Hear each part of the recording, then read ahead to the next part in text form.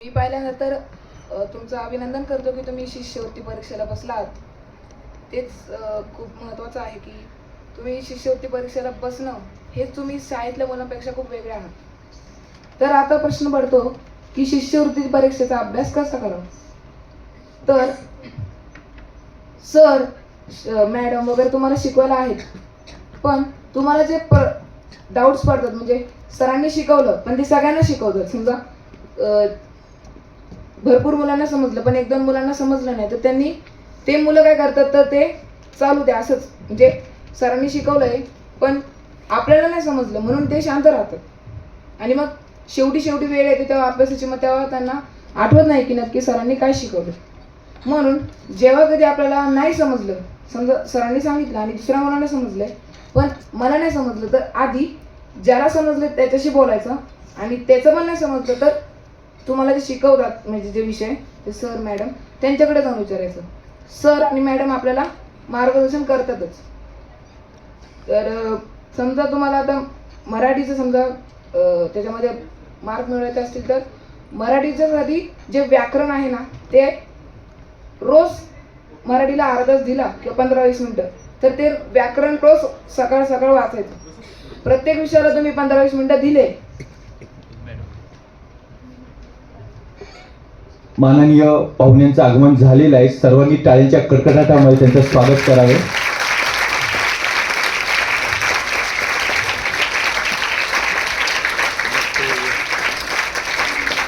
माननीय पदाधिकारी व आजचे पाहुणे यांना मी अशी विनंती करतो की कृपया आपण व्यासपीठावर विराजमान व्हावे.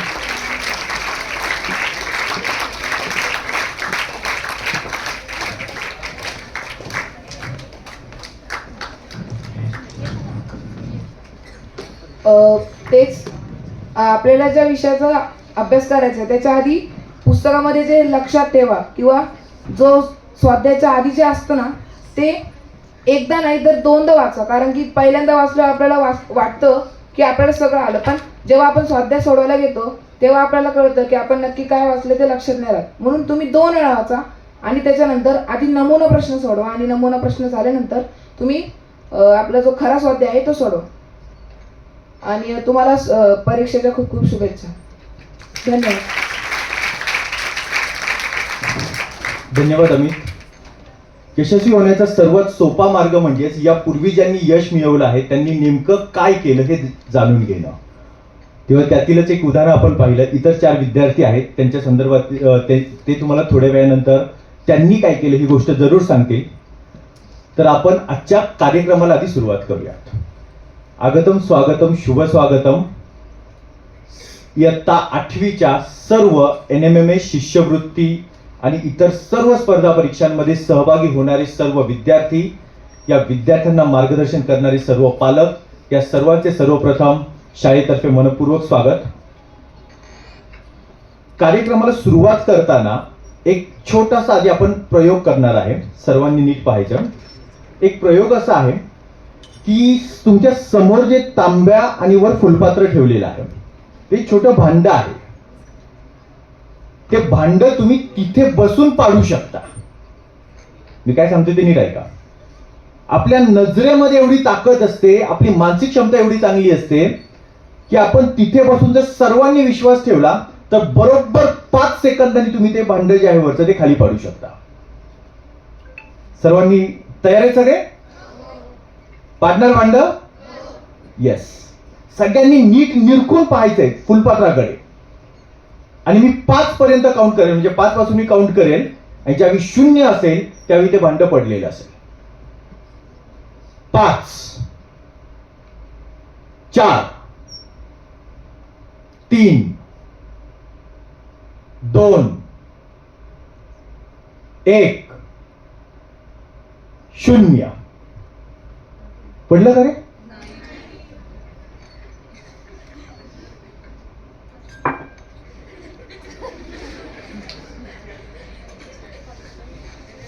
सांगण्याचा उद्देश एवढाच आहे, खूप विचार करून होणार नाहीये. थोडंसं काम केलं ना की सक्सेस मिळणार आहे. राहील लक्षात सगळ्यांना? तर हे जे नेमकं काय करायचंय खूप विचार करून जागेवर बसून नाही होणार. जिथून निघायचंय तिथपर्यंत पोहोचायचं तो मार्ग कसा असेल त्या संदर्भात तुम्हाला योग्य मार्गदर्शन करण्यासाठी आज आपल्याकडे विशेषतः सांगलीवरून पाहुणे आलेले आहेत. तर तो कार्यक्रम नेमका काय आहे या संदर्भातील प्रास्ताविक आपल्या शाळेच्या पर्यवेक्षिका माननीय डॉक्टर गायकवाड मॅडम यांनी करावं अशी मी त्यांना विनंती करतो.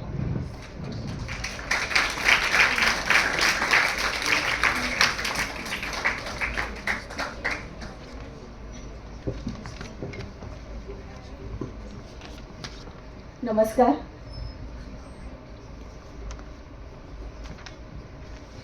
व्यासपीठावर उपस्थित आजचे प्रमुख पाहुणे अशोक भोईटे सर, तसेच आपल्या शाळेच्या प्रशालेच्या मुख्याध्यापिका राव मॅडम आणि त्यांच्याबरोबर त्यांचे 2 विद्यार्थी पण इथे उपस्थित आहेत, नेहा सावंत आणि हर्षद सावंत. तसेच माझे शिक्षक बंधू भगिनी, आजचे इथे उपस्थित असलेले सुजान पालक आणि माझ्या बालमित्रांनो, माझे सर्व 8वीचे सगळ्या माझ्या बाळांनो, सर्वप्रथम मी तुमच्या सगळ्यांचं आजच्या या सत्रामध्ये मनापासून स्वागत करते. आजचं हे सत्र म्हणजे खरंच महत्त्वाचं आहे. आत्ताच सरांनी सांगितलं की भोईटे सर जे गणित अध्यापक संघाचे अध्यक्ष म्हणून काम करतात शिराळा तालुक्यामध्ये, सांगलीवरून ते इथे आलेले आहेत. किंबहुना मागच्या वर्षी पण मला वाटतं सर आले होते आणि अशाच पद्धतीचं त्यांचं व्याख्यान आपण आयोजित केलेलं होतंच. आणि दरवर्षी सरांनी जसं आम्हाला कबुली दिली आहे की दरवर्षी सर इथे येणार आहे तुम्हाला मार्गदर्शन करायला. यानंतरही बरेचसे सत्र आपले असणार आहेत. तर सगळ्यात महत्त्वाचं म्हणजे मला पालकांना आणि माझ्या सगळ्या 8वीच्या बालकांना हे सांगावंसं वाटतंय की या वर्षीचा निकाल आपण ऐकलेलाच आहे, मग तो स्कॉलरशिपचा असेल किंवा NMMSचा, बरोबर आहे. तर सर्वात प्रथम मला या सगळ्यांचं कौतुक करावंसं वाटतं. तर आपण जोरदार टाळ्या वाजवून पुन्हा एकदा तर आपल्याला माहिती निकाल पुन्हा एकदा आपण या सगळ्यांचं खूप खूप कौतुक करूया. येस, मला वाटतं टाळ्या जरा कमी पडतात.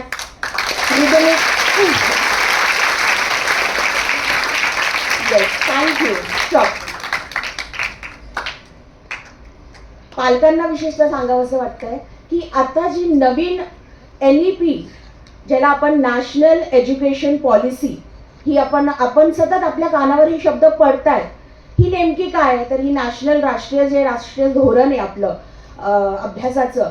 त्याच्या अंतर्गत जर आपण त्याचा खोलवर अभ्यास केला तर आपल्याला असं लक्षात येतं की कॉम्पिटेटिव्ह एक्झाम्सला या पॉलिसीमध्ये त्यांनी जास्तच महत्त्व दिलेलं आहे. ज्या पद्धतीने इतर विषय असतील, मग रिसर्च असेल, त्याच पद्धतीने कॉम्पिटेटिव्ह एक्झाम्सला.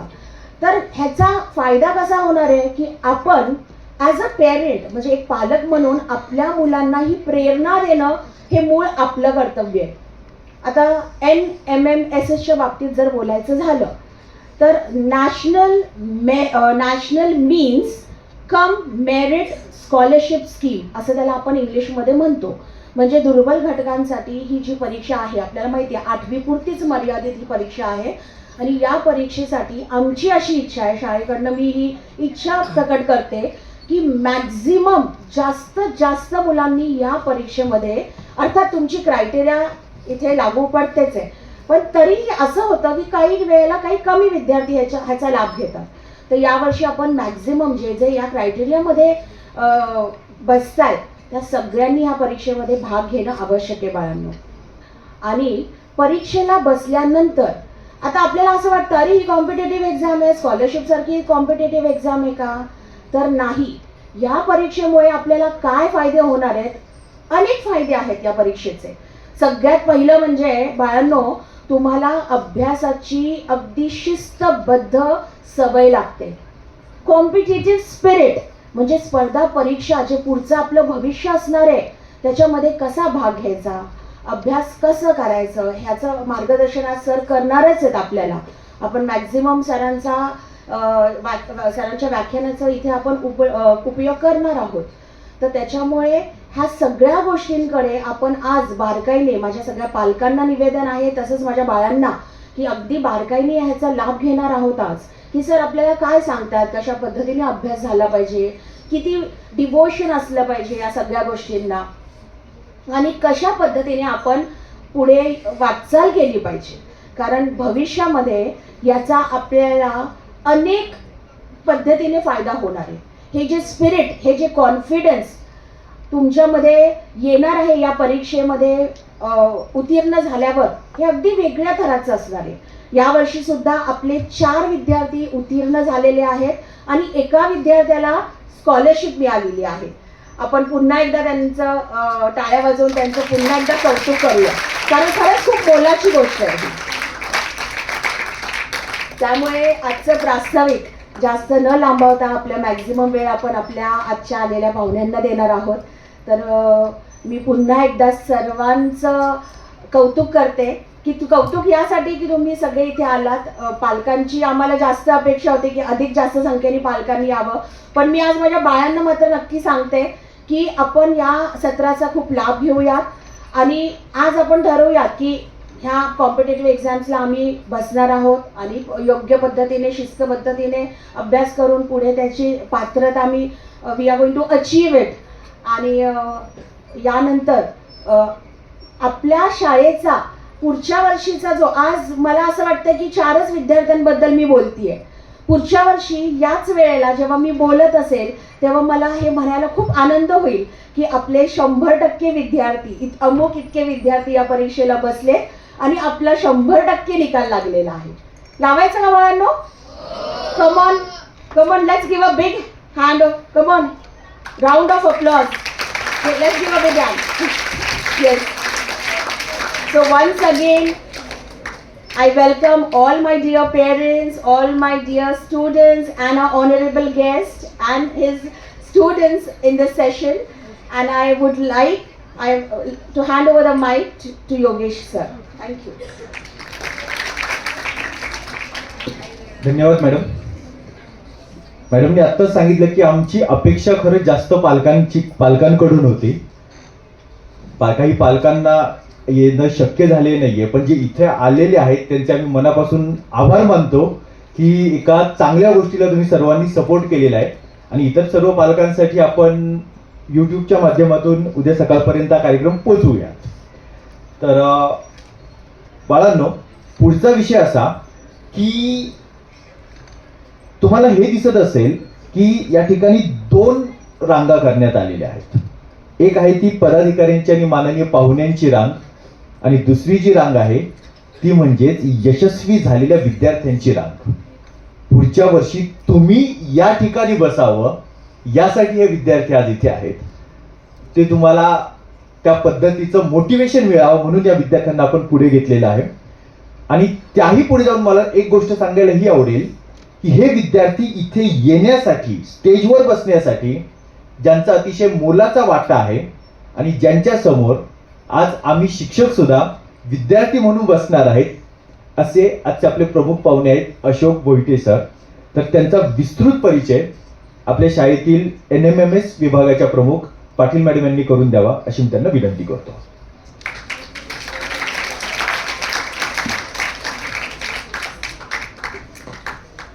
नमस्कार. मी भोईटे सरांचा परिचय देण्यासाठी इथे आता उभी आहे. भोईटे सरांचा परिचय म्हणजे पर्सनली सांगायचं तर भोईटे सर माझ्या मिस्टरांचे शिक्षक आहेत.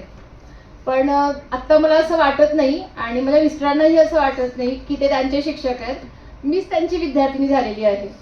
इतकं जवळचं रिलेशन झालेलं आहे भोईटे सर आणि माझं की मला असं वाटत नाही. मला असं वाटतं की जर भोईटे सरांनी मला शिकवलं असतं तर मी बहुतेक अजून छान शिक्षिका झाले असते.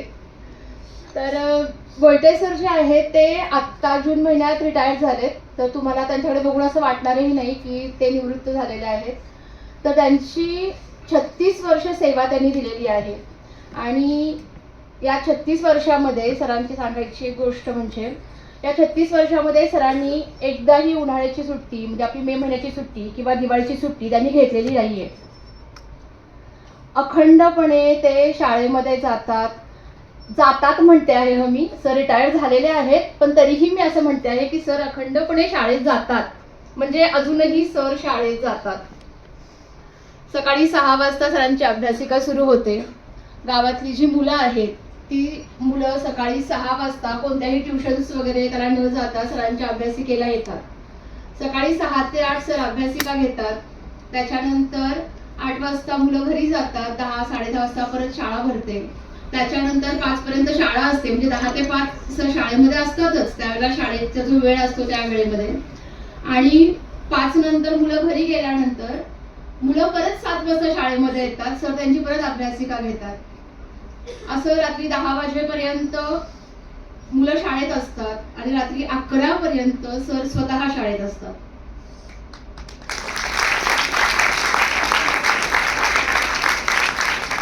सरांच्या तशा खूप गोष्टी आहेत सांगण्यासारख्या, पण त्यातली एकच गोष्ट म्हणजे मी आता सांगते की मे महिन्यात सुट्टीला गेल्यानंतर मी मुलं जात होती रस्त्याला, तर म्हणाले सुट्टी लागली आणि मुलं कशी चाललेली आहेत अजून. तर मग त्यावेळेला मी विचारल्यावर मला कळालं की क्लास असतो. तर आत्ता मे महिन्यात कोण घेतं, तर भोयटे सर घेतात. म्हटलं अरे वा किती छान, म्हणजे सर विषयाचा क्लास घेत असते असं मला वाटलं. तर त्या मुलांनी मला सांगितलं, मी अजून सरप्राईज झाले. त्यांनी मला सांगितलं की सर व्यक्तिमत्व विकास, जलसुरक्षा यासारखे थोडेसे दुर्लक्षित झाले जे विषय आहेत ना ते सर घेतात त्यांचे. म्हणजे जलसुरक्षा फक्त एक प्रोजेक्ट म्हणून नाही, तर खरंच ते पाणी कसं वापरायचं त्याचे जे प्रोजेक्ट आहेत ते करून घेणं. त्याचबरोबर व्यक्तिमत्व विकास, त्यांचा व्यक्तिमत्व विकास कसा व्हावा, फक्त जे बौद्धिक ज्ञान आहे ते तर सर देतातच, पण त्याचबरोबर एक व्यक्ती म्हणून तुम्ही समाजामध्ये कसं प्रेझेंटेबल असावं हे सुद्धा सर खूप छान पद्धतीने तुझे सेशन्स घेतात. आणि हे दरवर्षी दररोज सरांचं हे काम तिथं अखंड सुरू आहे. काल पण मी ज्यावेळेला सरांना सकाळी फोन केला होता त्यावेळेला सर शाळेतच होते. तर सर जे आहेत, मॅडमनी सांगितलं तसं गणित अध्यापक संघाचे अध्यक्ष आहेत. त्याचबरोबर सरांनी अनेक लोकांना मार्गदर्शन केलेलं आहे. व्यक्तिमत्व विकास प्रबोधिनी सांगली संस्थेचे ते उपाध्यक्ष आहेत. युवकांना गायडन्स, करिअर निवडण्यासाठी ते मार्गदर्शन करतात, त्याचबरोबर समुपदेशन करतात. विद्यार्थी, शिक्षक, माता, पालक, ज्येष्ठ नागरिक या सगळ्यांसाठी सरांनी वेगवेगळ्या पद्धतीनं मार्गदर्शन केलेलं आहे. आणि विविध प्रकारची अशी त्यांनी विविध विषयावरती व्याख्यान दिलेली आहेत. विविध सामाजिक सांस्कृतिक कार्यक्रमामध्ये त्यांनी नेतृत्व केलेलं आहे. वैद्यकीय क्षेत्रातील अनेक कार्यक्रमात त्यांनी सहभाग घेतलेला आहे. अनेक मराठी इंग्रजी माध्यमाच्या तसेच स्टेट CBSE बोर्डाच्या शिक्षकांसाठी प्रेरणादायी मार्गदर्शन केलेलं आहे. आणि 10वी ते 12वीच्या विद्यार्थ्यांसाठी सुमारे 20 वर्ष ते तालुकास्तरीय ॲप्टिट्यूड टेस्टचे आयोजन करतात आणि त्याच्यामध्ये त्यांची भूमिका ही खूप महत्त्वाची असते. तर असे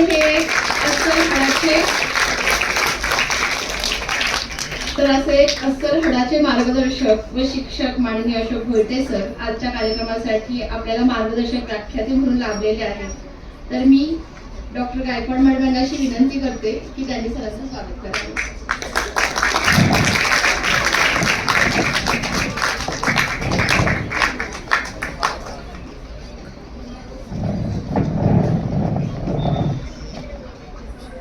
सरांना आपण आपल्याच पाटील सरांनी लिहिलेलं जे पुस्तक आहे ते पुस्तक देतो आणि आपल्या शाळेत आणतो.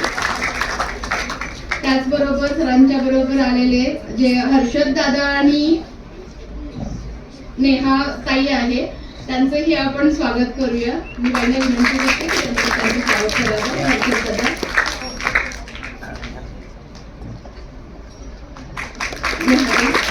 आणि बाळांनो जसं तुम्हाला सांगितलं की दोघंही NMMS टॉपर आणि स्कॉलरशिप टॉपर आहेत.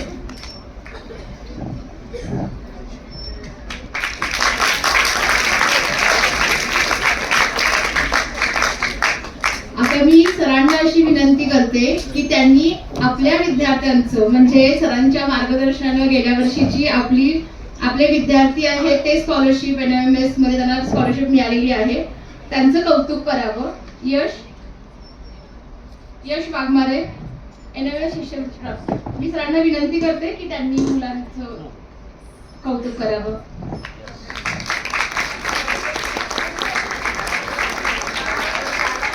गणेश कुर्ले, गणेशला 7वी शिष्यवृत्ती प्राप्त झालेली आहे. पृथ्वीराज जाधव, त्याला पण सारथी शिष्यवृत्ती प्राप्त झालेली आहे. अमित बोंडवे, स्कॉलरशिप प्राप्त विद्यार्थी. सिद्धांत मुळे,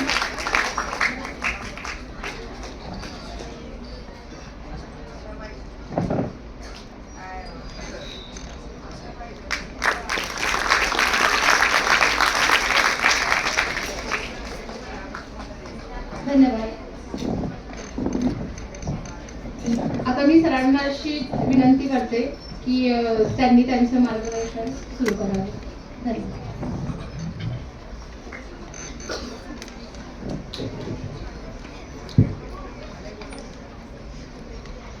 सर्वांना नमस्ते. डेक्कन एज्युकेशन सोसायटी पुणे संचलित न्यू इंग्लिश स्कूल पुणे यांच्या या गणेश सभागृहामध्ये आयोजित 8वी NMMS 8वी शिष्यवृत्ती या विद्यार्थ्यांसाठी व पालकांसाठी आज जो समारंभ आयोजित करण्यात आलेला, मार्गदर्शन आयोजित करण्यात आलेलं आहे, त्यासाठी व्यासपीठावर उपस्थित असलेल्या या विद्यालयाच्या पर्यवेक्षिका सन्माननीय डॉक्टर गायकवाड मॅडम, या विद्यालयाच्या मुख्याध्यापिका सन्माननीय राव मॅडम,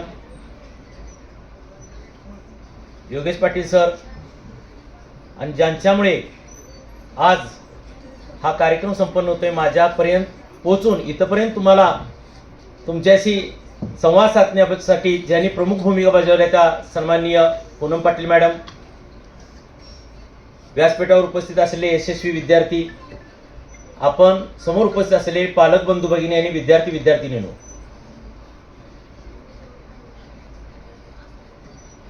सर्व विद्यार्थ्यांनी व्यवस्थित सगळं जर ऐकून घेतलं तर नक्की त्याचा परिणाम होईल. गेल्या वर्षी आपला असा कार्यक्रम झालेला होता.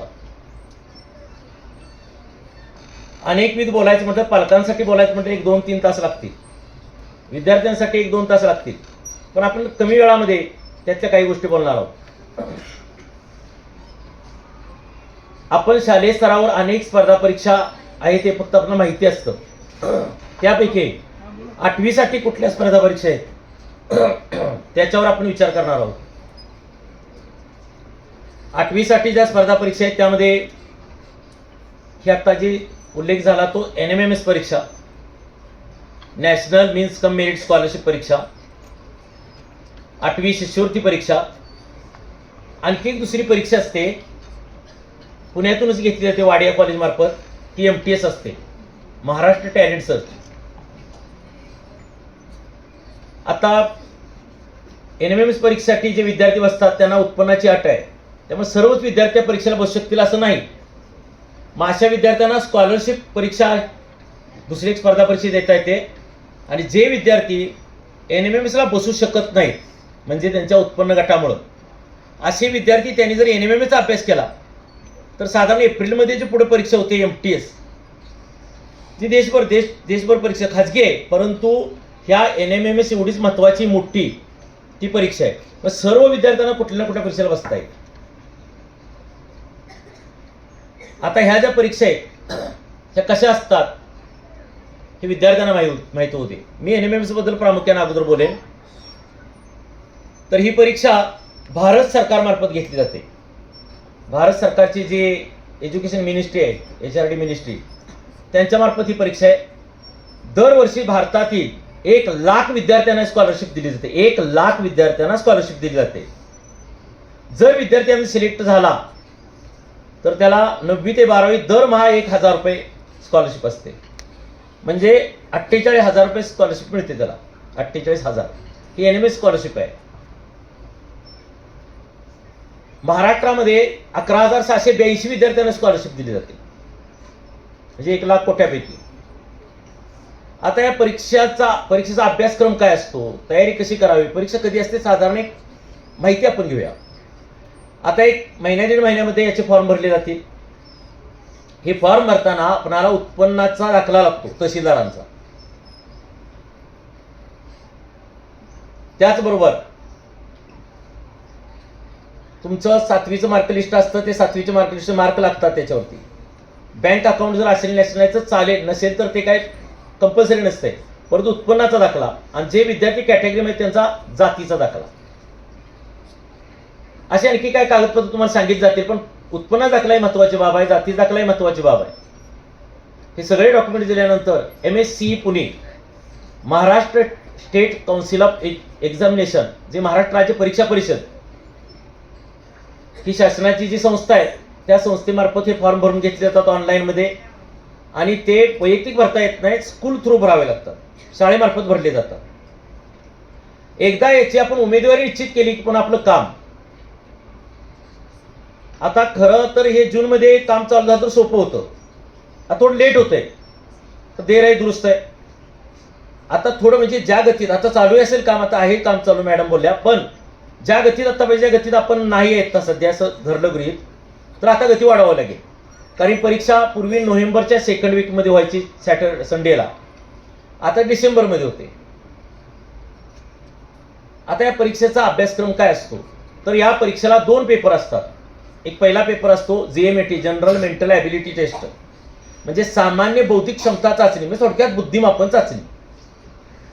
दुसरा पेपर असतो SAT, स्कॉलॅस्टिक ॲप्टिट्यूड टेस्ट, शालेय प्रवणता कसोटी, म्हणजे शालेय जे विषय असतात त्याचा तो पेपर असतो. आता दुसरा जो पेपर आहे त्यामध्ये विषय कुठले कुठले असतात, तर समाजशास्त्र असतो, विज्ञान आणि गणित. आता हे जे विषय आहेत यांच्यात सांगतो मला, दोन्ही पेपर 90-90 मार्कचे. पहिला पेपर 90चा, दुसरा पेपर 90चा. पहिल्या पेपरला 90 प्रश्न, दुसऱ्या पेपरला 90 प्रश्न. पहिल्या पेपरला 90 मिनिटे वेळ, दुसऱ्याला 90 मिनिटे वेळ, 90-90-90. आणि हे सगळे ऑब्जेक्टिव्ह वस्तुनिष्ठ स्वरूपाचे, म्हणजे रिकाम्या जागा आणि त्याला पर्यायच्या असे प्रश्न असतात, जे भविष्यामध्ये कुठली स्पर्धा परीक्षा देताना त्याची इथं पूर्वतयारी. मी तर असं म्हणतो की ही जी NMMS परीक्षा आहे ही शालेय जीवनातील MPSCच आहे. आणि दुसऱ्या 10वी NTS परीक्षा होती, ती आता सध्या 2-4 वर्ष स्थगित आहे, ती बंद झाली. मी म्हणता स्थगित आहे कारण ती मुदत संपलेली आहे. NTS परीक्षा होती, नॅशनल टॅलेंट सर्च, ती UPSC मी म्हणायचो. पण आता सध्या 10वीसाठी ती परीक्षा बंद आहे. पण ही 8वीची NMMS परीक्षा चालू आहे. तर पहिल्यामध्ये बुद्धिमापन चाचणी म्हटल्यावर त्यात आकलन, समान संबंध वगैरे असे जे बुद्धिमापनचे 5वीला विद्यार्थ्यांनी अभ्यासाला, स्कॉलरशिपला, नवोदयला असं अभ्यासलेला असतंय, परिचय असतो थोडा. आणि जे दुसरा पेपर आहे त्यामध्ये जे समाजशास्त्र म्हणजे इतिहास, भूगोल, नागरिकशास्त्र 35 मार्काला तो विषय आहे. आणि सामान्य विज्ञान, जनरल सायन्स जे 8वीच्या मुलांचं ते पण 35 मार्कला आहे. 70 मार्क झाले, 20 मार्क गणितला आहे. आता ज्या ज्या विद्यार्थ्यांना कुठले विषय आवडतात त्यानुसार ती तयारी करू शकतात. आता ही तयारी करताना आपण कुणाचं मार्गदर्शन घ्यावं, काय करावं, तर स्पष्ट मी सांगतो, याचं मार्गदर्शन आपल्या शाळेमध्ये व्यवस्थित दिलं जातं, ते शाळेतलंच मार्गदर्शन घ्यावं. पुण्यात तर बाहेर असे NMMS क्लास वगैरे चालतात, मला काय माहीत नाहीत बहुतेक. आता ग्रामीणमध्ये खूप चालायला लागले. कारण त्याचं कारण सांगतो मला, NMMS परीक्षा पास होणं ही एक क्रायटेरिया डोळ्यासमोर ठेवून मराठा विद्यार्थी, कुणबी विद्यार्थी, मराठा कुणबी विद्यार्थी, कुणबी मराठा विद्यार्थी, मी थोडक्यात मराठा विद्यार्थी यांच्यासाठी जी सारथी संस्था आहे, त्या सारथी संस्थेमार्फत विद्यार्थ्यांना फक्त NMMS पास झाल्यावर दरमहा 800 रुपये, NMMS ची किती आहे, दरमहा 1000 रुपये, तिथं दरमहा 800, ही पण रक्कम मोठी आहे, एवढी स्कॉलरशिप मिळते. त्यामुळे या परीक्षेचं महत्त्व खूप वाढलं. कारण NMMS सिलेक्ट होणं सोपं नव्हतं, पण सारथीच्या माध्यमातून फक्त पास झाल्यावर या विद्यार्थ्यांना स्कॉलरशिप मिळायला लागली. आणि शेकडो कोटींची स्कॉलरशिप आता सारथी संस्थेमार्फत मराठा विद्यार्थ्यांना दिली जाते.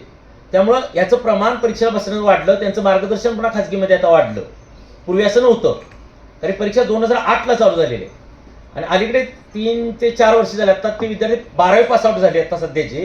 त्या बॅचला 8वी पास झाल्यानंतर 9वीमध्ये अचानक परिपत्रक आलं, जे विद्यार्थी पास झाले सारथी संस्थेकडे त्याची माहिती कळवा आणि त्यांना स्कॉलरशिप चालू झाली. तिथून पुढे सारथी स्कॉलरशिप चालू झालेली आहे.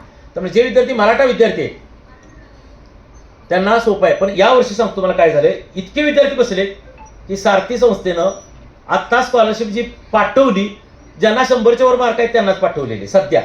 पुढच्या टप्प्यात उरलेलं ना, मग पास व्हायला इकडे 40% गुण लागतात. 40% म्हणजे किती? 36 गुण पास व्हायला लागतात. जर विद्यार्थी SC कॅटेगरीचा असेल तर 32%ला पास असतो.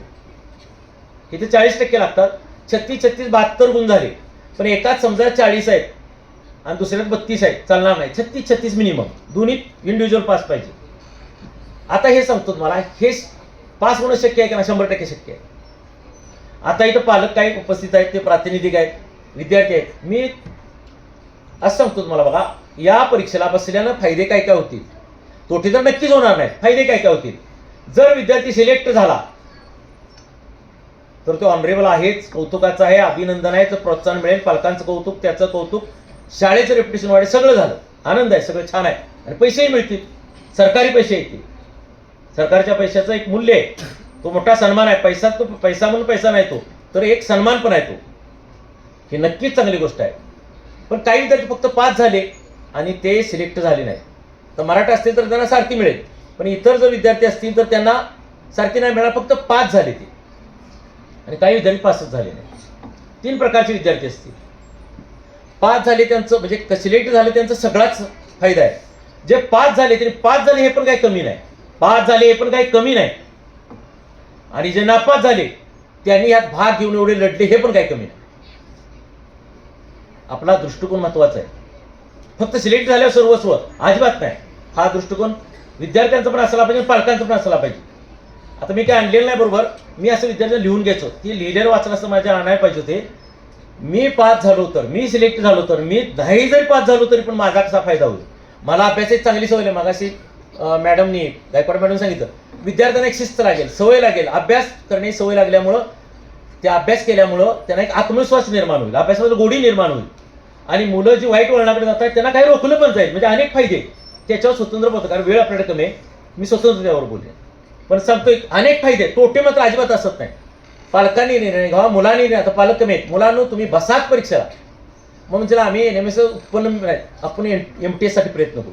पण एक विद्यार्थी बसायला पाहिजे, एक विद्यार्थी बसायलाच पाहिजे. आता हे दिदेन दादा दोघं नाही स्टेजवरती. गेल्या वेळी एक दिदी होती आकांक्षा पाटील म्हणून, आता एक असावरी पाटील म्हणून पण येणार होत्या, पण ते आता कंपनीत जॉब करतायत. त्यांचे आज काय काम आहेत किंवा इकडचं MTechचे काहीतरी वायवा आहे त्यांचा एक्झामचा, येऊ शकले नाहीत. हे दोघं VIITला आता इंजिनिअरिंग करतायत. हा हर्षदा तालुक्याचा रँकर आहे, 3रा आहे. आणि ती त्याची बहीण आहे, सख्खी बहीण भाऊंड आहे. ती राज्यात 9वी आलेली आहे, राज्यात 9वी स्कॉलरशिपला, महाराष्ट्रात 9वी आहे. आम्ही असा आढावा घेतो, मुलांना काय करतो, मी तुमच्यावर संवाद असं व्यक्तिगत साधू शकतो. आता पालकांना सांगतो, मला इजीसाठी साधी गोष्ट आहे माझ्यासाठी. असंच विचार, तुम्ही काय करणार, तू काय करशील, काय. तिचं शेवटचं वाक्य होतं, आता मी नाही बोलणार, माझं कामच बोलेल. काम बोलणं महाराष्ट्रातील 9वी आहे. असं तुमच्यातील जागृत होणार आहे, तुमच्या मनामध्ये पण एक प्रेरणा निर्माण होणार आहे. बरं, ही 8वी झाल्यानंतर त्यांच्या पुढच्या वर्गात पण सिलेक्ट झालेली जी मुलं होती ते एकमेकांना मार्गदर्शन करतात, मुलंच मुलांना एकमेकांना मार्गदर्शन करतात.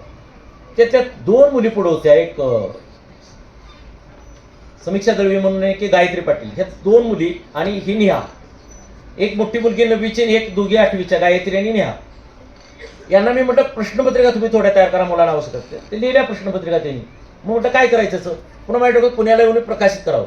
मी पुण्यात आलो. निराली प्रकाशन तुम्हाला माहिती असेल, प्रसिद्ध प्रकाशन आहे, कॉलेजचं प्रकाशन चालतं. मी अनेक प्रकाशनला भेटलो, पण त्यावेळी 2017 सालचा एक विषय आहे. तर त्या प्रकाशनचं काय तर अभ्यासक्रम बदलणार होता. आता जो अभ्यासक्रम त्याच्या अगोदरचा जुन्या अभ्यासक्रमावरच होतं. तर ते म्हटले शेवटचं वर्ष आहे, निराली प्रकाशन तर तयार झालं आणि यांचं पुस्तक छापून महाराष्ट्रावर प्रसिद्ध झालं. तरी पुस्तक लिहिलं 8वीत असताना. मुलांना लक्षात घ्या, 8वीची मुलं पुस्तक पण लिहू शकतात. आणि आता मी नाव सांगत नाही, पुण्यातल्या एका प्रकाशनला आमच्या इथे विद्यार्थ्यांनी तयार केलेल्या प्रश्नपत्रिका अजून महाराष्ट्रात जातात. मी नाव सांगणार नाही प्रकाशनचं. पुण्याच्या प्रकाशनच्या प्रश्नपत्रिका मुलं तयार करतात. अर्थात मी जबाबदार आहे त्याला, माझ्या नावात येतं, तयार मात्र मुलंच करतात. मुलांना प्रत्येक मुलाची क्षमता आहे. तुम्ही तर पुण्यात आहात, विद्येच्या बाहेर घरात आहात आणि एका रेप्युटेड अशा मोठ्या नामांकित संस्थेमध्ये तुम्ही शिक्षण घेताय, चांगल्या शाळेत शिक्षण घेताय. हे तुमच्या मनामध्ये जेव्हा फिलिंग्ज येतील, भावना येतील, त्यावेळेला तुम्ही लढायला प्रवृत्त व्हाल. त्यामुळं आपण सगळे परीक्षेला बसणार आहोतच. आता NMMचा अभ्यासक्रम स्कॉलरशिपला मराठी आहे, स्कॉलरशिपला इंग्लिश आहे, स्कॉलरशिपला बुद्धिमापन आहे, स्कॉलरशिपला गणित आहे. ह्या सगळ्या विषयांचा अभ्यास केला तर MPSचा तुम्ही अभ्यासक्रम काढून बघा. जीएस सोडलं ते जनरल नॉलेज वगैरे सोडलं तर सगळा अभ्यासक्रम एमपीएससीचा तयार होतो इथं. अहो आता गट बचत काल परवा परीक्षा झाल्या, पहिला पेपर अखंड 100 मार्काचा मराठी आणि इंग्लिशचा आहे. मराठी आणि इंग्लिशचाच पेपर आहे एक पेपर, आणि पुन्हा दुसरा जनरल स्टडीचा पेपर असतो तो. म्हणजे एक पेपर अखंड मराठी इंग्लिश. ह्या भाषेच्या प्रत्येक गोष्टीला महत्व आहे. शिक्षणात जेवढे विषय आहेत एक विषय कमी महत्वाचा नाही, प्रत्येक विषयाचं समान महत्व आहे. ते कधी कुठे येईल माहित नाही आपल्याला, आणि आपण विचार करायचा नाही. कधी कधी फक्त ऐकायचं, सरकारने ठरवलं आपण तेवढंच करायचं. नाहीतर माणसं काय करतात, कमी ज्ञानावर जास्त बोलतात. एखाद्या माणसाला काहीच अभ्यास नसतो, पेपर दररोजचा वाचून माणूस म्हणतो हल्लीची शिक्षण व्यवस्था बरोबर नाही. चुकीचं आहे. आम्ही एवढा अभ्यास करून पण आम्ही तसं बोलत नाही. का? ज्यांनी निर्णय घेतला ते महान लोक आहेत, विचारवंत आहेत. सरकारनं त्यांना नेमलं होतं, तिने अभ्यास समितीनं विचार करून अभ्यासक्रम तयार केला आहे. तो अभ्यासक्रम आता इम्प्लिमेंट करायचा आहे. एकदा जर संरक्षण मंत्र्यांनी युद्ध करायचं ठरवलं तर सैनिकांना फक्त लढायचं आहे. पावसाळा झालं चालत नव्हतं का, दिवाळीनंतर झालं असतं बरं झालं असतं म्हणायचं नाही. लढायचं आहे, तुम्ही आम्ही म्हणून लढायचं आहे. आणि हे सगळं कशासाठी आहे?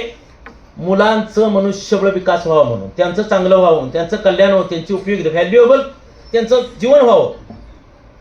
शिकला नसला तरी पण माणसं पूर्वी जिवंत होतीच की, पण शिकल्याने माणसं अधिक चांगली जिवंत असतात, अधिक चांगली प्रगती करतात, अधिक चांगला जीवनाचा अर्थ लागतो.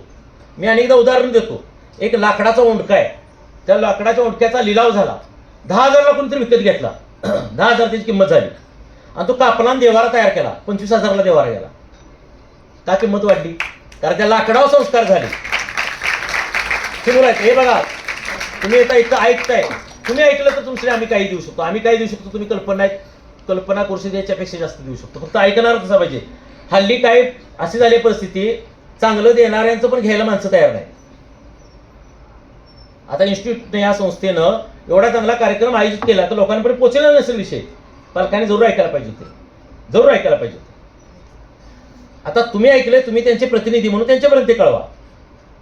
एक उदाहरण सांगतो म्हणजे आणखी तुमच्या लक्षात येईल. एका गावामध्ये एक दगडाचं देऊळ असतं. देव पण दगडाचा, देऊळ दगडाचं, भिंत दगडाची, पायरी दगडाचे, कळस दगडाचा. सकाळी वर्दळ, संध्याकाळी वर्दळ. एका दुपारी निवांचनी वर्दळ कमी होती, त्यावेळी कुणी नव्हतं देवळात. तेवढा पायरीचा दगड देवाच्या दगडाला म्हटला, काय रे बाबा, तुझा माझा एकाच खाणीतला जन्म, तुझा माझा एकाच खाणीतला जन्म, पण लोक तुला पुजतात आणि मला तुडवतात. पायरी दगड म्हटला देवाच्या दगडाला, लोक तुला पुजतात आणि मला तुडवतात, असं का? तर देवाचा दगड म्हटला शांतपणे, अरे बाबा, जेव्हा टाकीचे घाव बसत होते ना, जेव्हा टाकीचे घाव बसत होते तेव्हा मध्येच तू तुटलास म्हणून पायरीला गेलास, मी शेवटपर्यंत सोसलं म्हणून देव झालो, पूजनीय झालो, वंदनीय झालो. तसं हे पालकत्व आहे, तसं हे विद्यार्थी, जसं आपलं कर्तृत्व आहे, कर्तव्य आहे. आपण ही शेवटपर्यंत टिकलात तर यश हे 100%. यश म्हणजे तर काय? आपली मुलं सिलेक्ट झाली म्हणजे यशस्वी आहेत? अजिबात नाही. आपल्या मुलांचा नंबर आला म्हणजे यशस्वी आहेत? अजिबात नाही. आपली मुलं शिकत आहेत हे सुद्धा यश आहे. आपली मुलं बिघडलेली नाहीत हे त्याच्यापेक्षा मोठं यश आहे. मी काउन्सिलर पण आहे, लक्षात ठेवा. लहान मुलासारखे धाय मुकून रडतेले आई वडील पण मी बघितले. त्यांनाही आधार दिला, आम्ही त्यांना वाचवलेला आहे. पण ती वेळ न येता मुलाबरोबर आमचं चांगलं जीवन चालू आहे ही पण काही कमी गोष्ट नाही. आणि मनातला न्यूनगंड काढून टाकून शिक्षण हे जे माध्यम आहे जीवन विकासाचं, त्याचा साधन म्हणून जर चांगला उपयोग केला तर आयुष्य चांगलं घडल्याशिवाय, कोणाचंही आयुष्य चांगलं घडल्याशिवाय राहणार नाही. त्यामुळं शिक्षण हा यज्ञ म्हणून, साधना म्हणून, आराधना म्हणून, तपश्चर्या म्हणून केलेला यज्ञ झाला पाहिजे. पालकांनी आपलं पालकत्व म्हणजे मुलांना भौतिक सुविधा पुरवायच्याच आहे, पण त्यांच्याबरोबर गोड प्रेमान राहायचं आहे. आणि हे प्रेम, हे ज्ञान आपण देतोच, प्रयत्न करत असतो, पण खरं माध्यम ही शाळा असते आणि शाळेच्या माध्यमातून झालं पाहिजे. त्यामुळे शाळांचं ऐकलं पाहिजे. आपला कदाचित अधिक समजती असेल तरी सुद्धा थांबावं. कारण नानासाहेब माने म्हणून शिक्षण उपसंचालक कोल्हापूरला होते. ते एकदा सभेत म्हटले, मी शिक्षण उपसंचालक आहे, 5 जिल्ह्यांचा प्रमुख अधिकारी आहे, परंतु घरी गेल्यामुळे नातीला मी काय शिकवायला लागलो तर ना म्हटले, आजोबा तुम्हाला काय कळतच नाही, आमच्या बाईने असं नाही सांगितलं. लक्षात घ्या, मुलांना तेवढी श्रद्धा असते शिक्षकांच्याबद्दल. त्यामुळे आपल्या शाळेतले सर मॅडम यांच्याबद्दल आपणाला प्रचंड आदर असलाच पाहिजे, तो व्यक्त पण झाला पाहिजे, कृतज्ञता असली पाहिजे. हे सगळं का? त्याशिवाय मुलं शिकताना त्यांची मानसिकता अनुकूल होणार नाही. आता शिकताना तुम्हाला सांगतो मी, जर तुम्हाला कुणी नाही शिकवलं तर मुलं शिकू शकतात का? मुलांना मला सांगा, मी गेल्या वेळेला हा प्रश्न विचारला, तुम्हाला कुणी शिकवलं नाही, तुमच्या पुढे फक्त पुस्तकं दिली, सगळी पुस्तकं दिली, मराठी, हिंदी, इंग्रजी, गणित, विज्ञान, सगळी पुस्तकं दिली आणि वाचाय सांगितली आणि तुम्ही मनापासून खूप खूप वाचली, तर तुम्हाला काही नाही काय समजेल का नाही मला सांगा बरं? समजाय किती टक्के समजेल असं वाटतं सांगा बरं? एका हात वरती करा, मला एवढं टक्के वाटतं. बोला. 75 to 50 to 75% समजेल असं त्याचं मत आहे. आणखी कोणाला काय अपेक्षा? हा बोला. 50%. अच्छा ओके. अजून 90%, 80%. अच्छा ओके. म्हणजे हा बोला. 75%. ओके. जर आपल्याला फक्त वाचायला सांगितलं तर आपल्याला एक फक्त फ्रॅक्शन कळेल हा. त्या धड्याचा. आणि बट जर ते नीट एक्सप्लेनेशन जर म्हणजे सांगितलं तर आपल्याला जास्तीत जास्त ज्ञान मिळू शकतं. अगदी बरोबर. पालक बंधू भगिनी निश्चित मुलं येत निश्चित आहे का? तुम्हाला सांगतो, हे मुलं बोलताय त्यांना कळतंय, फक्त आता इम्प्लिमेंट झालं पाहिजे. पुस्तक शिकवण्याची जास्त गरज नसते, पुस्तक शिकायची बाब आहे. लहान मुलांना शिकवा. आता 8वी 9वी 10वी नंतर मुलांनी शिकायचं आहे, पुढे गेलं मुलांनी शिकायचं आहे. शिकणं प्रक्रिया महत्वाची. हा काय म्हणतोय, जर ते फक्त वाचलं तर थोडंसं आपल्याला समजेल, पण ते समजून जर घेतलं तर नक्की चांगलं समजेल. एकदा, दोनदा, तीनदा वाचलं तर मुलं शिकत असतात. मग आता नवीन शैक्षणिक धोरणात आहेच, पण त्याही अगोदर आलं होतं की शिक्षक हा एक सुलभ काय शिकताना मदत करणारा व्यक्ती आहे. मुलं शिकत असतात. जर मुलांनी म्हणावं घेतलं तर मुलांना स्वतःला शिकून सुद्धा कळतं येतं, पण आम्ही हा दृष्टिकोन दिला नाही. बाळा तुला शिकवल्याच येणार, आणि मला माहिती असतं मला शिकवल्यानंतरच येणार आहे. अजिबात असं काही नसतं. शिकल्यावर पुरुष शिकतात. आता याचं उदाहरण हे, हा ज्यावेळेला कोरोना आला नाही, कोरोना ही मुलं नवीन होती ह्यांच्या बॅचची. कोरोना आल्यावर एकदम स्कूल बंद झाले, लॉकडाऊन झालं, बरोबर. ह्यांची 10th पुढे होती, 10वी होती. मी फोन करून सांगितलं असं असं तुम्ही करा. मग हा असू दे, आणखी एक आदिती पाटील म्हणून मुलगी होती याच्याबरोबर. ह्या सर्वांनी एवढा चांगला अभ्यास केला, वर्षभर त्यांची शाळा मात्र चालू नव्हती. बोर्डाच्या परीक्षा पण यांच्या झाल्या नाहीत, बोर्डाच्या परीक्षा पण झाल्या नाहीत. अंतर्गत गुणातून त्यांची बोर्ड परीक्षा झाली. आता त्यानंतर यांनी पुढे शिक्षणासाठी इंजिनिअरिंगला ॲडमिशन घेतलं. सांगलीचं एक प्रसिद्ध कॉलेज आहे महाराष्ट्रातलं, वालचंद कॉलेज म्हणून. त्या वालचंद कॉलेजला इंजिनिअरिंगला गेले, प्रवेश मिळाला, ठीक आहे. प्रश्न असा आहे की त्या कॉलेजमध्ये गेल्यानंतर तिथं पुण्या मुंबईचे पण विद्यार्थी असतात. तिथे गेल्यानंतर हे रँकर होते. रँकर पहिल्या 3-4 क्रमांकामध्ये असा पहिला नंबर आदितीचा ह्याचा, तिसरा चौथा असा नंबर असायचे. यांनी कुठलेही क्लास लावले नव्हते, तो सांगली सुद्धा. आणि मी सांगितलं तुम्ही काय केल्यानंतर म्हटलं काय काय करू शकता, काय नाही म्हणते आम्हाला जर तुम्ही ज्या वर्गात आम्ही शिकतो त्या वर्गाचा पूर्णपणे आम्ही शिकू शकतो. आणि याचं एकच कारण होतं, म्हणजे त्यांनी 9वी मध्ये असताना आमच्याकडे ट्रेनिंग घेतलं होतं की स्वयं अध्ययन कसं करायचं, आणि ती 10वीत उपयोगी पडलं.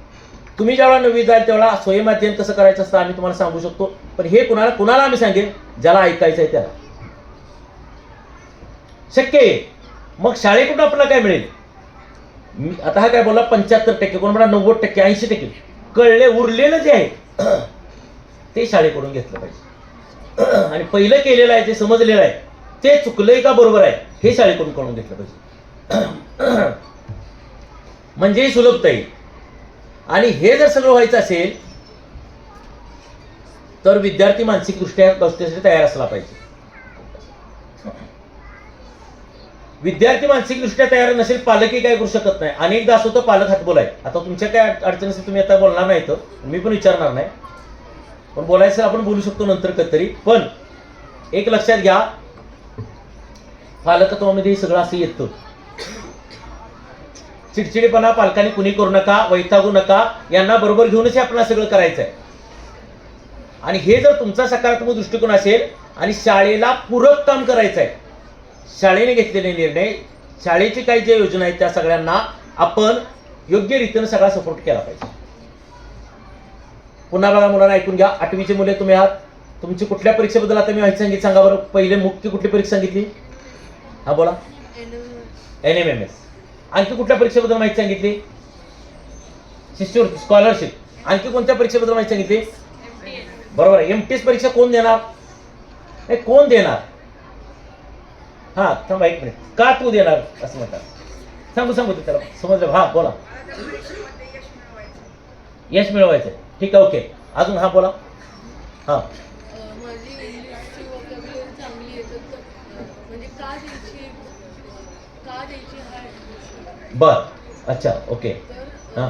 माझी वोकॅब्युलरी चांगली आहे हम्म. आणि जर मला त्याच्यात म्हणजे फर्स्ट प्राईज किंवा सेकंड प्राईज मिळाला तर मी बाकीच्यांना पण एनकरेज करू शकेल की या एक्झाममध्ये खूप बेनिफिट्स आहेत आणि प्रॉफिट्स आहेत. 100% छान छान बोलतोय तो. आता वेळ नाही आपल्याला तास देत असता त्याला पुढे घेऊन मंचावरती बोलता केला असता. खूप छान झालं. बोला, तुला काय म्हणायचं आहे? हां हां बोला पटकन. अच्छा, ओके. आता मी मुद्दा काय बोलतो बघा, ऐका जरा, असं सगळ्यापर्यंत जाता येणार नाही. एमटीएसला तुम्ही का बसणार? तर ज्यांना एनएमएमएसला बसता येणार. हां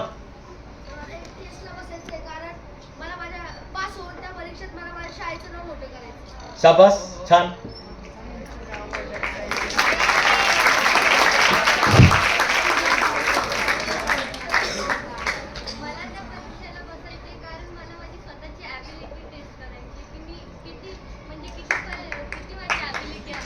अरे वा, छान. तिला ॲबिलिटी चेक करायची, स्वतःच्या क्षमता तपासायची आहे. किती महत्वाची गोष्ट आहे, कारण ज्यावेळेला पुढे आयुष्यातल्या लढाई लढायची आहे त्यावेळेला अगोदर मी किती क्षम आहे. अगदी बरोबर आहे. असो, मी आता काय सांगतो नीट आहे का, एनएमएमएसला ज्या विद्यार्थ्यांना बसता येणार नाही, कोणाला बसता येणार नाही, ज्याचं उत्पन्न 3.5 लाखापेक्षा जास्त आहे. आता 3.5 लाखापेक्षा जास्त उत्पन्न आहे हे कशावर ठरणार? तहसीलदारच्या दाखल्यावर. आणि तहसीलदारचा दाखला कुठे मिळणार? तर तलाठ्याच्या दाखल्यावर. आणि जर तुमचे उत्पन्न किती असू दे, उत्पन्नाचा दाखला कितीचा आहे महत्वाचा आहे.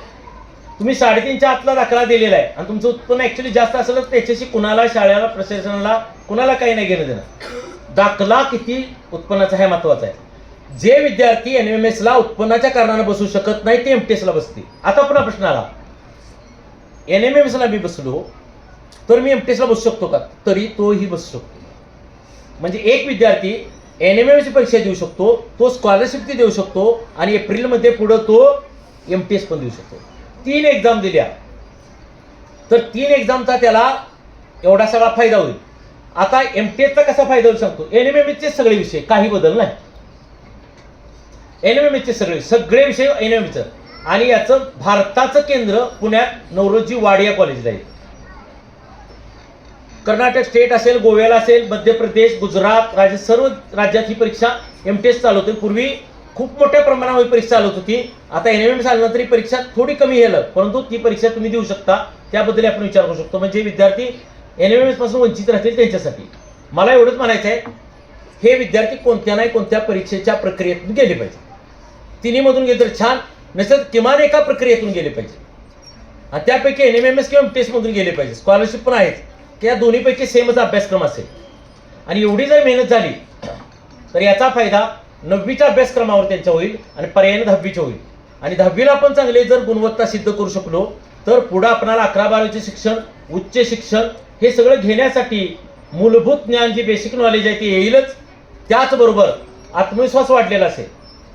आणि पालकांना याकडे कसं बघावं हे नाही सांगता येत आता, कारण सीईटी, जेईई, नीट करणारी मुलं आहेत, त्यांच्या काय अडचणी असतात, पुन्हा प्रॉब्लेम असेल. एवढ्या वेळात आपण नाही बोलू शकत. आपण फक्त एवढ्याच 8वीच्या संदर्भात बोलतोय. पण मला एवढं सांगायचं आहे, त्या सगळ्या परीक्षेसाठी याचा फायदा होईल. मग ही मुलं आता विद्यार्थी दशेमध्ये एवढं सगळं ही पण मुलं करू शकतात. यांनाही आपण दृष्टिकोन देऊ. आणि त्याच्या पुढे सांगतो, मला दर शनिवारी हा दादा असेल, ही दिदी असेल आणि त्या दिदी असतील दोघी, यापैकी कुणी नाही कुणी येऊन तुम्हाला मार्गदर्शन पण करतील. पूनम पाटील मॅडम आणि त्यांचे मिस्टर किरण पाटील, आमचे विद्यार्थी, ते पाठीमागच्या लाईनला बसलेले आहेत, आलेले आहेत ते पण. बोला. हो ठीक आहे, ओके, बसा परत नंतर भेटतील, बसा खाली. असो, हा, ते माझे विद्यार्थी आहेत. आणि आम्ही न्यू इंग्लिश स्कूल पुणे या शैक्षणिक संकुलासाठी जे काही योगदान आमच्याकडून असेल, जी काय आमची सेवा असेल ते आम्ही नक्की देऊ. आणि यावर्षी जे विद्यार्थी येतात स्टेजवर दिसत आहेत, उभा राहावर तुम्ही पाहता, हे गेल्यावर तुम्ही कुठे उभं यांनी ऐकलं होतं, यांनी एवढा पण यावेळी पुढच्या वेळी आपण लाईन भरल्या पाहिजे, आम्हाला खाली उभा राहायला लागलं पाहिजे, पुढे यायला लागलं पाहिजे. एवढं करायची जबाबदारी तुमची आहे सर्वांची. ठीक आहे, ओके.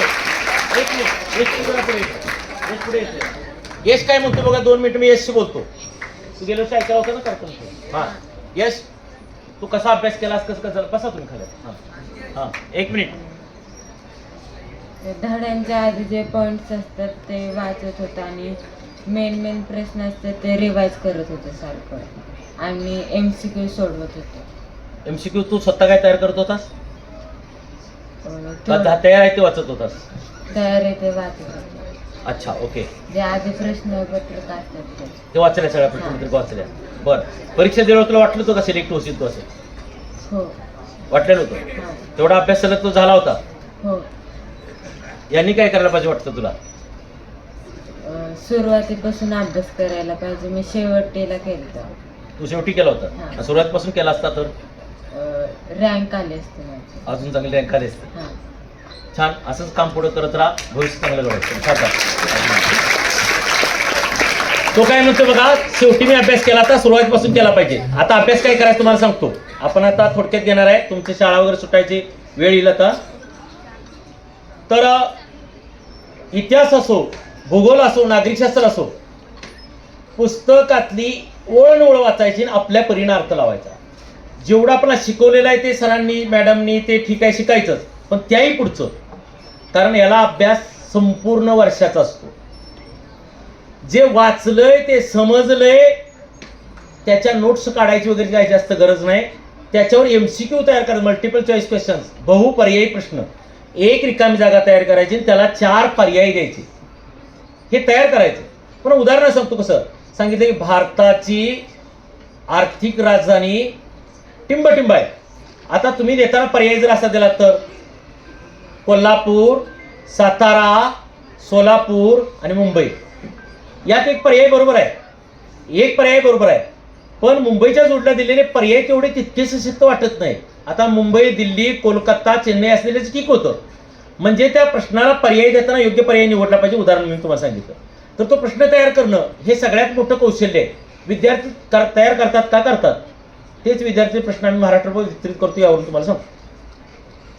विद्यार्थ्यांना एक क्षमता असते, विद्यार्थ्यांना ही क्षमता असते, फक्त आपण काय केलं पाहिजे, ती आजमावायचा प्रयत्न केला पाहिजे आणि एक दृष्टिकोन तसा ठेवला पाहिजे. आता हे प्रश्न तयार करताना जितकी संख्या जास्त होईल तेवढी बघायची. तो प्रश्न फिरवून टाकला तर कसा येईल या अनेक प्रकारे बघायचा. मग एक प्रकरण वाचल्यानंतर तुम्हाला आता समजा अथर्वश्री प्रकाशन किंवा कुठलं तर प्रकाशन आहे, त्या प्रकाशनचं तुमच्याकडे गाईड आहे. पुस्तकातलं ते प्रकरण वाचल्यानंतर तुम्ही काय करायचं आहे, त्या प्रकरणामध्ये सारांश रूपामध्ये गाईडमध्ये माहिती दिलेली असते. सारांश माहिती वाचायची, एकदा ती आकलन होते. त्यानंतर खाली काही सोडवून दिलेले प्रश्न असतात आणि पुन्हा काही सोडवायसाठी प्रश्न असतात, सरावासाठी प्रश्न असतात. त्या टप्प्यानं जर गेला आणि पुन्हा पुन्हा वाचलं तर सहज लक्षात राहील. आणि काय करायचं, तर हा मुलगा मागाशी बोलत होता, असं केलं पाहिजे, खोलवर समजून घेतलं पाहिजे, यांना दृष्टी दिली तर दुप्पट चौपट पद्धतीने यांचा अभ्यास होऊन तेवढंच आपण चांगलं यश मिळू शकतो. फक्त यांना अभ्यासाचं फक्त प्रोत्साहन देऊन चालणार नाही, कशा प्रकारे अभ्यास करायचा हे सांगितलं पाहिजे.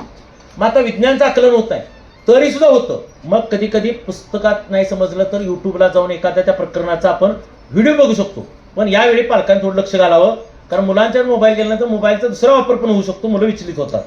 शक्य झालं आणि समजा जर आपली अडचण असेल तर मोबाईल नाही दिला तरी चालतो, अजिबात नाही. आता आम्ही एका निवासी शाळेवर प्रयोग चालू करणार आहे सोमवारपासून. निवासी शाळेवर 40 विद्यार्थ्यांच्यावर हा प्रयोग करणार आहे, कारण निवासी शाळेमध्ये मोबाईल नाहीत, ती मुलं कधी बाहेर नाहीत आणि त्यांच्यावर असेच हे दिदी आहेत, तशा 3 दिदी आहेत. आता एवढा मोठा प्रयोग आम्ही 4 महिन्यामध्ये अभूतपूर्व असं काम करणार आहे, अभूतपूर्व. कारण आम्हाला कुठल्या प्रकारचं विचलन नाही, कुठल्या प्रकारे वाईट संगती मुलांना नाही. 24 तास कॅम्पसला मुलं आहेत. आता इथं 24 तास कॅम्पसला मुलं आहे, ते अडचण आहे. बाहेर गेल्यानंतर विचलन आहे अनेक कारणाचं, मोबाईलच्या बरोबर इतर गोष्टींचं विचलन आहे. ह्या सगळ्याला पालकांनी सहकार्य केलं पाहिजे आणि आरडाओरडा न करता समजून घेऊन मुलांना काही झालं तरी आरडाओरडा करायचा नाही, शांतच जायचं. कारण आरडाओरडा करून तात्पुरती परिस्थिती थांबली जाईल, परंतु कायमस्वरूपी परिवर्तन होणार नाही, त्याचे पेशन्स ठेवावं लागते. मुलांनो, उद्यापासून नाही आजपासून तुम्ही कामाला सुरुवात करायचं. मॅडम आता विभाग प्रमुख आहेत, सर आहेत पुढं तुमच्या याच्या स्कॉलरशिपचे, इतर NMMSच्या विभाग प्रमुख आहेत. तुम्ही जे सांगेल ते फॉलो करायचं. तुम्ही सगळं समजा, आता एक 20 क्वेश्चन्स आहेत, तुम्ही बघून आला त्यातले 2 तुम्हाला येत नाहीत, त्यांच्या अडचणी तर सर बघतील, मॅडम बघतील, आणि राहिलेच तर ह्या दिदी दादा आल्यानंतर बघतील, आणि त्यातून राहिले तर अजून एक्सपर्ट कोण आहेत आपण महाराष्ट्रातले बघू. पण तुम्ही अगोदर सगळं तुम्हाला होतं ते बघितलं पाहिजे.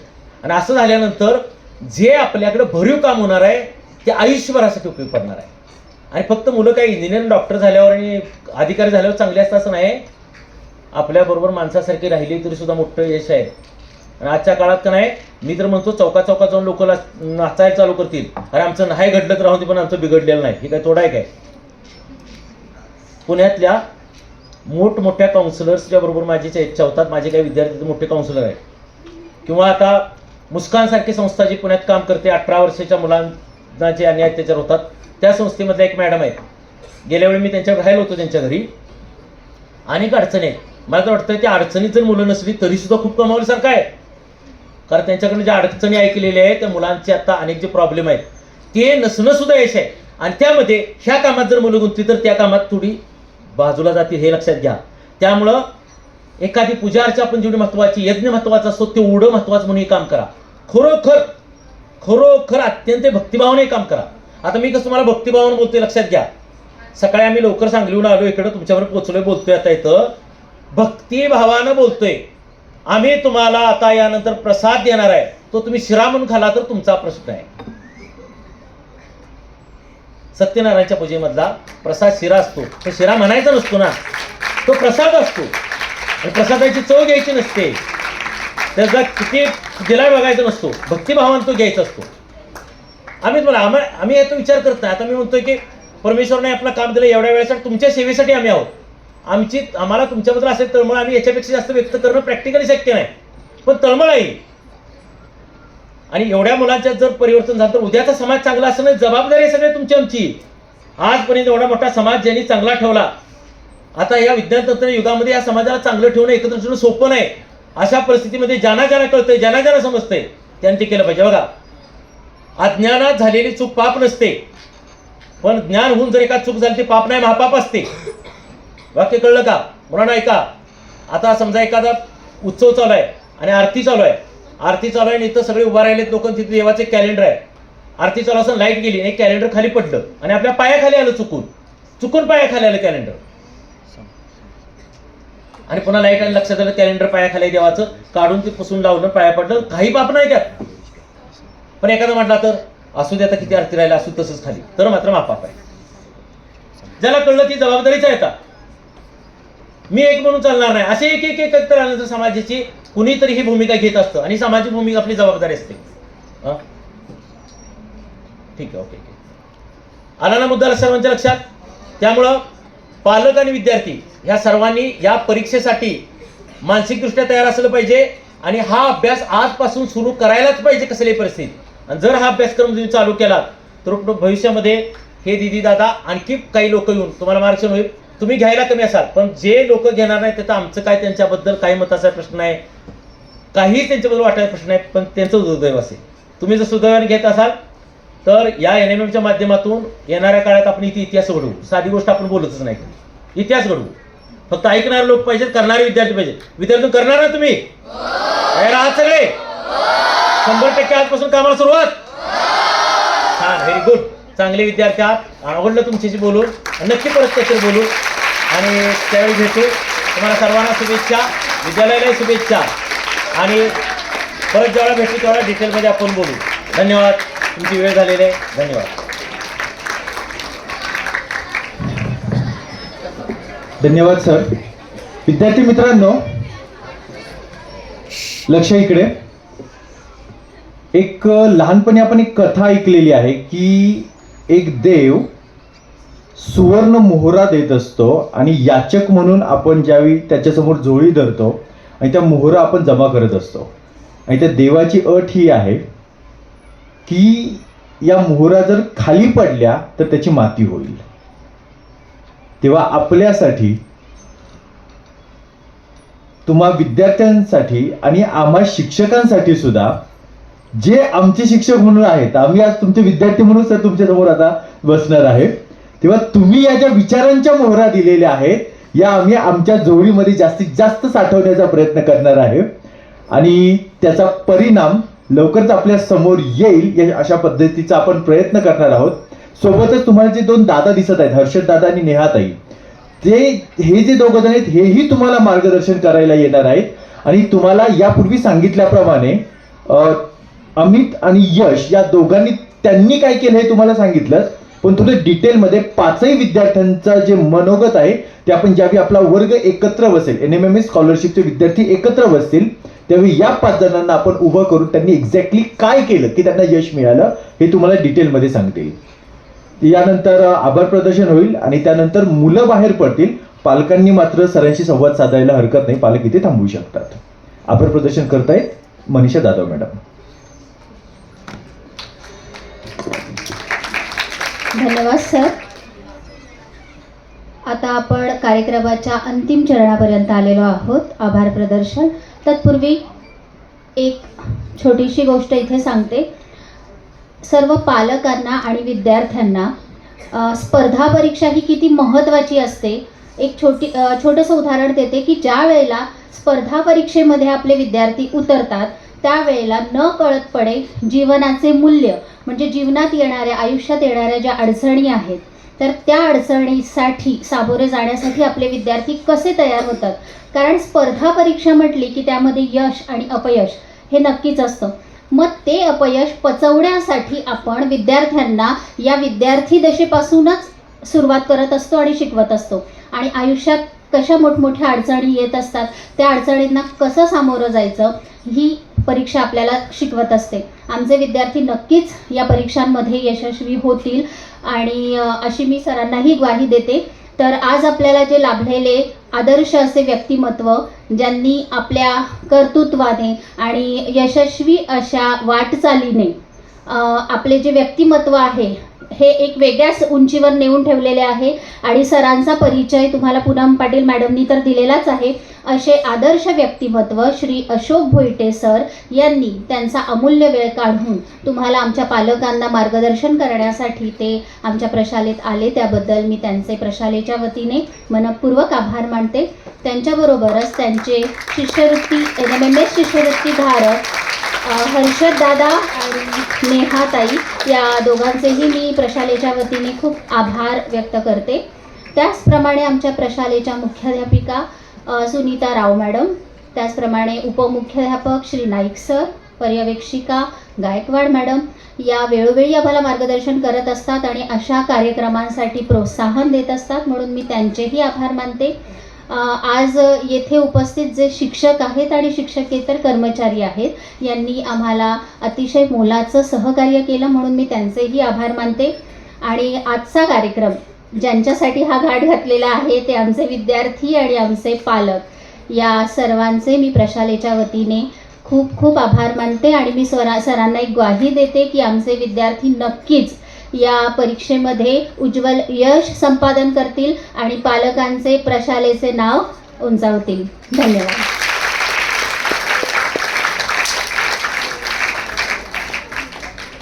या ठिकाणी आजचा कार्यक्रम संपला असे माननीय पदाधिकाऱ्यांच्या वतीने मी त्यांच्या परवानगीने मी जाहीर करतो.